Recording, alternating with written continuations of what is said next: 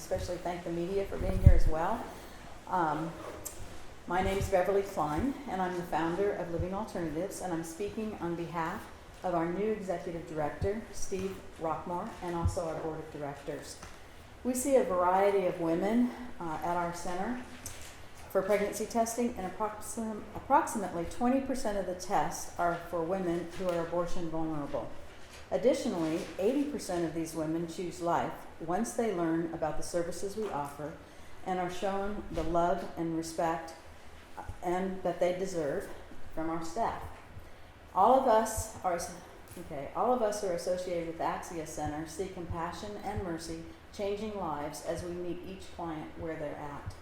The heartbeat law will prevent women from making life-changing decisions without the essential education offered by centers like ours. We are very appreciative of the long history,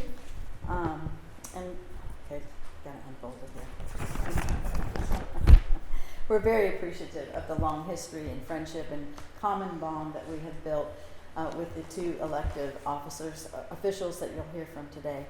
We are profoundly grateful to each of them for their support of our center over the years, as well as for their strong conviction for life. At this time, I'd like to introduce to you our judge of the 114th District Court, Mr. Austin Reeve Jackson. Thank you, Austin. Thank you so much for allowing us to be here today, and to the rest of the folks here from Living Alternatives. I want you to know how much this means to me personally, that you allowed us to not only come in here, but we're willing to show the courage to stand with us on an issue like this. You know, as a judge, I like to think that every day I get to do a little justice, and there's no doubt, looking at what you do here, that every day you get to love a little mercy. And I think it's very exciting that today we get to come together and walk humbly with our God. And so thank you so much for that opportunity. For those of you who don't know, my name is Austin Reeve Jackson, and I'm the judge of the 114th District Court here in Smith County. And we're here today because I have been recently named as the #1 target in Texas of Planned Parenthood and other pro-abortion activists. On the most basic level, we're here because these groups have filed a frivolous lawsuit against me down in Travis County in front of a liberal, Obama-appointed federal judge for no reason other than that I am someone committed to the rule of law and biblical values. We are here because out of county, out of state, out of touch groups like Planned Parenthood and the ACLU have decided that if they can't silence the legislators down in Austin, maybe they can silence the judges who enforce the law in East Texas. You see, the left is so used to the idea of having an activist judge that they believe any judge can be bought, bullied, or beaten into submission or resignation. Make no mistake, this lawsuit is a direct attack by far-left groups on the rule of law and the right of pro-life communities to elect people who share their values. This is cancel culture at its finest. But man, am I lucky to be from Smith County. The outpouring of support over this attack on me, on my job, on all of us who share these values has been met by an overwhelming show of support from people like Senator Hughes and the folks here at Living Alternatives. But more than that, I am incredibly thankful for the wonderful, wonderful support from average East Texans who are not only proud to have a conservative judge who is willing to answer the fight that these groups started, but who are thrilled to be standing by me as we take on this challenge. With their support, I am 100% committed to seeing this frivolous lawsuit dismissed, the attempts to run Christians out of elected office defeated, and the voice and the vote of pro-life Texans defended. You see, when Planned Parenthood came for me, they didn't realize they were coming for a whole community of Texans who are unshakable in our belief that there are certain immutable rights with which we are all endowed, not by our government, but by our God. Not by virtue of being out of the womb, but by virtue of having His Spirit within us from the moment of conception. And chief among these rights is the inalienable right to life. And with the support of my community, I am here today that I will not be scared by the vicious attacks and implicit threats of radical organizations. I will not allow the voice and the vote of any Texan to be silenced by the left, but I will stand for what is right. On this front of the culture war, I will yield no further. And regardless of what some organization like Planned Parenthood threatens me with, no matter what some leftist judge down in Austin may do to me, as for me and my house, we will continue to serve the Lord. And I am thrilled to have by my side in this fight my friend and my lawyer, Shane McGuire, who has taken up this cause and is representing me at no cost to the Smith County taxpayer, because he believes in me, but more importantly, because he believes this fight is a fight worth having. Shane?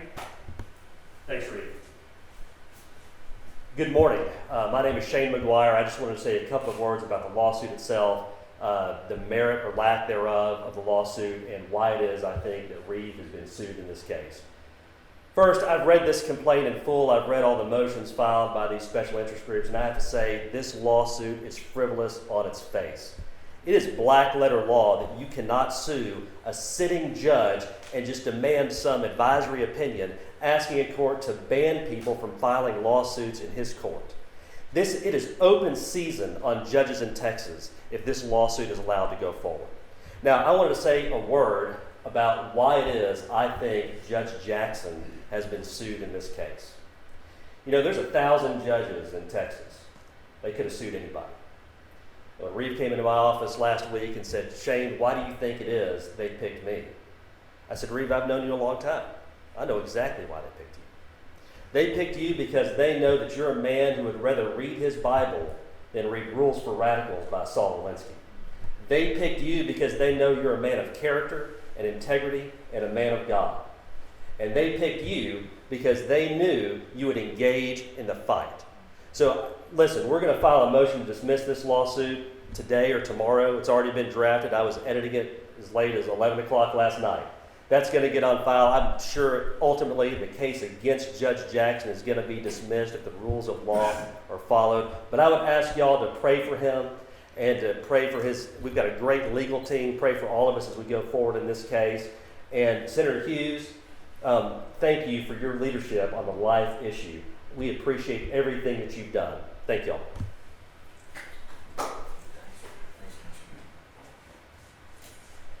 It's so good to be here with you. The work you've done for all these years, quietly serving, helping those little babies, coming alongside those moms, helping those moms in difficult times. Thank you. Our crisis pregnancy centers, the best kept secret of the pro-life movement in all the debate about the right to life. The work done by this place and places like it around Texas and around the country, this is where the real work is being done, where moms are being helped, they're being encouraged, where hearts are being changed, and little lives are being saved. So what a blessing to be here. Not my first time here, and it's great to be back here today. I'm Bryan Hughes, and I'm blessed to represent Northeast Texas in the Texas Senate. And yes, so honored to be the author of Senate Bill 8. We called it the Heartbeat Bill. It's now the Heartbeat Law, signed by Governor Abbott. Governor Abbott signed that bill and gave me the pen he used to sign it, and I will cherish that forever. That bill says, that law says, a little baby growing inside her mother's womb, when there's a heartbeat detected, every one of us here has a heartbeat. I can tell from looking at you. That heartbeat, that universal sign of life. They tell us to follow the science. We're following the science. When there's a heartbeat, there's a human life worthy of protection. And that's what the Heartbeat Law does in Texas. Now, it takes a different approach. You may have seen this. Many places in Texas, they are not blessed with wonderful district attorneys like we have in Jacob Putnam. We have a strong constitutional conservative district attorney.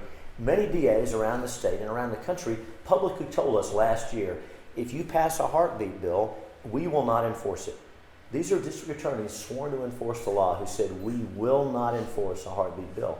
And so that's why Senate Bill 8 doesn't need their help. Senate Bill 8 does not require any action by the district attorney, by the state, or any government actor. It's driven by private individuals who want to stand up for the right to life. And so any Texan who's aware of an illegal abortion can bring an action against the doctor committing an illegal abortion. Let me be clear, the mother is not affected by the Heartbeat Law. This is about doctors performing illegal abortions, and any Texan has the right to bring that suit to right that wrong, to protect that innocent human life. The radical abortion industry is upset about this law, and that's why they've taken the extreme step of suing Judge Jackson and every judge in the state of Texas. I can't underscore enough what you've heard. This lawsuit is radical. It clearly violates the law, and we're confident the judge will do the right thing. The court system will work as it should. And at the end of the day, we look forward to this lawsuit being successful on the right side, this law moving forward, and little babies, that little baby growing inside her mother's womb ought to be the safest place on earth. That little unborn baby, the most innocent, the most helpless, and the most deserving of protection a human will ever be. We're so thankful the heartbeat law has been signed by Governor Abbott, and we look forward to its taking effect and being upheld by the courts. Thank you for being here today. God bless you.